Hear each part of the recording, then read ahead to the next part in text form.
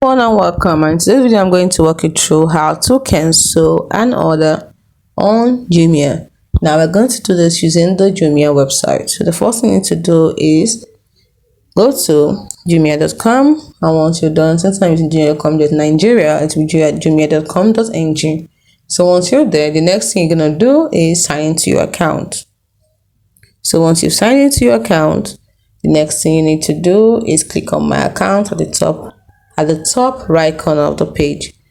Now as you can see, I do not actually have a Jumia account, so I can actually sign in even if I wanted to.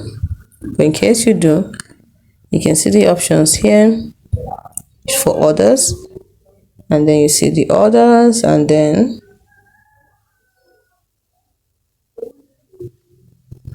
so it's checking my device capability because I don't actually I've not done. Yes, so you have to sign in. This is where you sign in case you didn't see what I did. Let me do that again.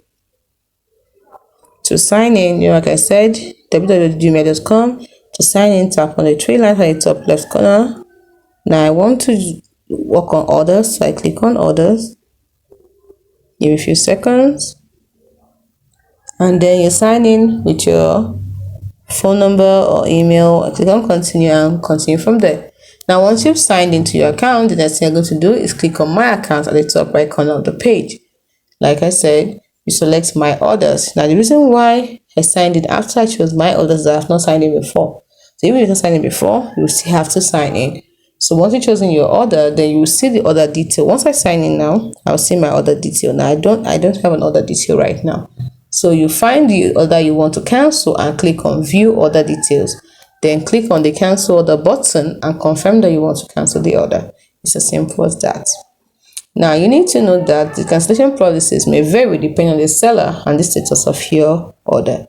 Hope you find this video helpful. Do not forget to like and subscribe to the channel for more.